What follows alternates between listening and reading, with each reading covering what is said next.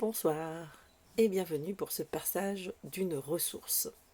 Alors la deuxième ressource que je voudrais partager avec vous est l'intégralité de l'œuvre, non, l'un des livres que j'aime beaucoup de Thich Nhat Hanh, qui est ce moine vietnamien qui a fondé le village des Pruniers et que j'ai eu la chance de croiser une fois dans un tout autre contexte, dans le cadre de la négociation de la paix au Cambodge, il y a donc bien longtemps, et j'étais toute jeune face à ce monsieur si respectable. Et j'ai découvert son engagement et tous ses livres bien plus tard. Donc le livre que je vous partage aujourd'hui, c'est celui-là de Thich Nhat Hanh, Marcher en pleine conscience. Alors pour ceux ou celles qui auraient déjà fait un défi avec moi de faire 10 jours de méditation marché entre Noël et Nouvel An, eh bien nous avons utilisé nombre de ces textes pour marcher en conscience. Et donc là, c'est libre. Soit vous souhaitez juste écouter ces textes et prendre juste le temps d'en saisir et d'en ressentir la signification, soit vous voulez vous mettre à marcher et n'hésitez vraiment pas.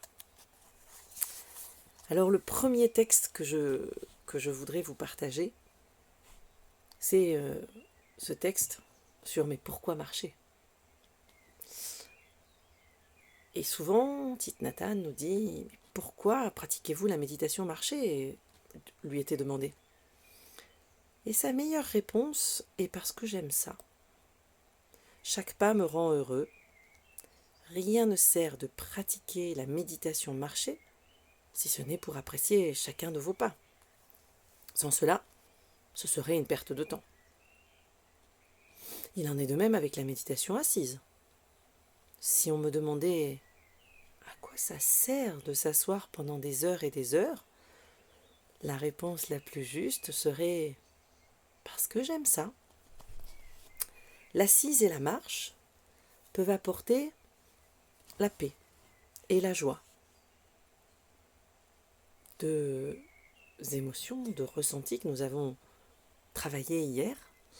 Et nous devons apprendre à nous asseoir et à marcher de telle sorte que nous puissions générer la paix et la joie pendant tout le temps de l'assise et tout le temps de la marche. Nous devons donc apprendre à marcher, à apprécier, en appréciant chaque pas. La pleine conscience et la concentration peuvent améliorer la qualité de notre souffle, de notre assise et de nos pas. Alors pour ceux qui n'ont l'habitude de marcher que pour arriver quelque part, un autre passage de Thich Nhat Hanh qui avait beaucoup d'humour, un des enseignements les plus profonds et aussi le plus court. Je suis arrivé. Quand nous revenons à notre respiration, nous revenons à l'instant présent, nous revenons à notre vraie demeure. Il n'est pas nécessaire de lutter pour nous rendre ailleurs. Nous savons que notre destination finale est le cimetière. Pourquoi sommes-nous pressés d'y aller ? Pourquoi ne pas avancer dans la direction de la vie qui est dans l'instant présent ? Si nous pratiquons la méditation marché, ne serait-ce que quelques jours, nous connaîtrons une transformation profonde et nous apprendrons à apprécier la paix à chaque instant. Nous sourions et à travers le cosmos tout entier, d'innombrables êtres nous sourient en retour, tant notre paix est profonde. Toutes nos pensées, tous nos sentiments, tous nos actes ont des répercussions sur nos ancêtres et sur les générations futures et se réunissent dans le cosmos tout entier.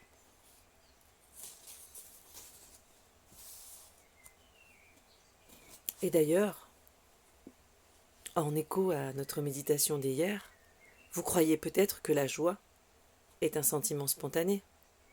Rares sont les personnes qui se rendent compte qu'elle a besoin d'être cultivée et pratiquée pour se développer.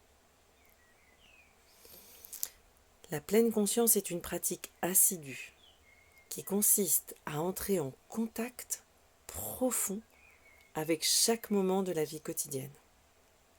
Être en pleine conscience, c'est être vraiment présent avec votre corps et votre esprit pour rendre vos intentions et vos actions harmonieuses et pour être en harmonie avec votre entourage. Nous n'avons pas besoin d'y consacrer un moment particulier en dehors de nos activités quotidiennes. Nous pouvons pratiquer la pleine conscience à chaque moment de la journée. Quand nous marchons d'un endroit à un autre, quand nous passons une porte, nous sommes conscients que nous passons une porte. Notre esprit est avec nos actes.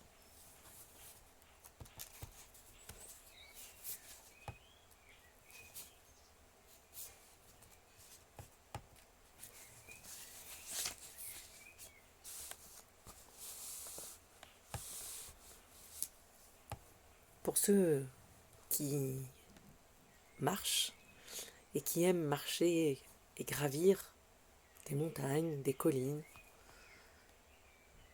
des temples quand on est en Asie, petit partage aussi d'une histoire. Une fois, lors d'un voyage en Chine avec une délégation, nous devions gravir le mont Wutai, une montagne très connue là-bas. Le sentier qui mène à son sommet est très escarpé, très abrupt. En général, les gens sont épuisés quand ils l'atteignent. 1080 marches. Avant que nous nous mettions en chemin, j'ai suggéré à notre délégation de respirer, de faire un pas et de se détendre, puis de respirer, de faire un autre pas et de se détendre à nouveau. Notre intention était de gravir cette montagne de telle sorte que nous puissions apprécier chaque instant de cette ascension. Tous les 10 pas, nous nous asseyions, nous regardions le paysage, nous respirions et sourions. Nous n'avions pas besoin d'arriver là-haut. Nous étions arrivés à chaque pas dans la paix, le calme, la solidité et la liberté. Quand nous parvînmes au sommet, tout le monde était si heureux et plein d'énergie. Chaque pas, même dans une montée, peut engendrer pleine conscience, concentration, joie et vision profonde. Et nous devrions nous en servir, nous en souvenir dans toutes nos longues marches, en particulier en montagne. Mais maintenant, très concrètement, est-ce qu'il y a quelque chose que nous pourrions faire chaque jour? Alors oui, presque tous nous empruntons des escaliers. Et donc Thich Nhat Hanh nous propose de passer un accord avec les escaliers. Passez un accord avec les escaliers que vous empruntez le plus souvent.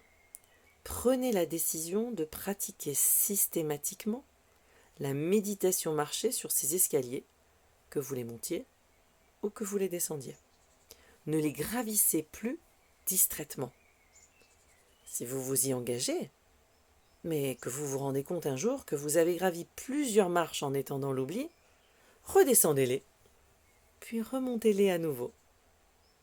Il y a plus de 30 ans, nous dit Thich Nhat Hanh, j'ai signé un tel accord avec mes escaliers, et cela m'apporte beaucoup de joie.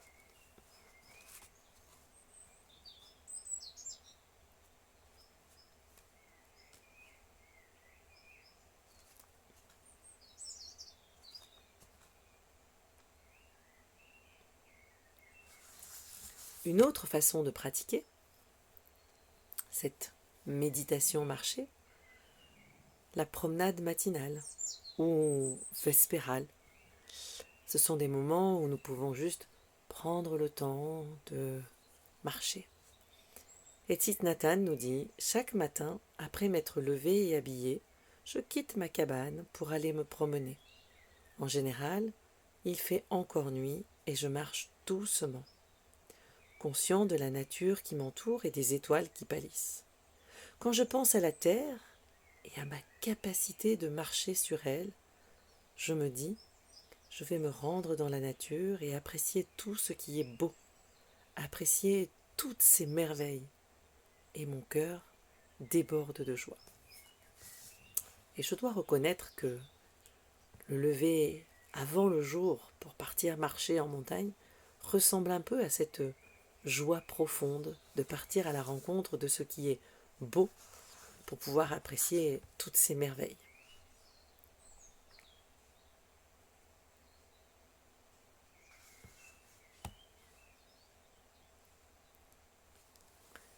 Alors, un dernier texte en partage pour ce partage de ce petit livre magique que j'ai vraiment tout le temps avec moi.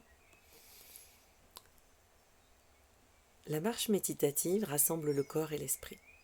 Nous ne sommes vraiment ici et maintenant qu'une fois que le corps et l'esprit sont réunis. Quand nous marchons, nous revenons chez nous, en nous-mêmes.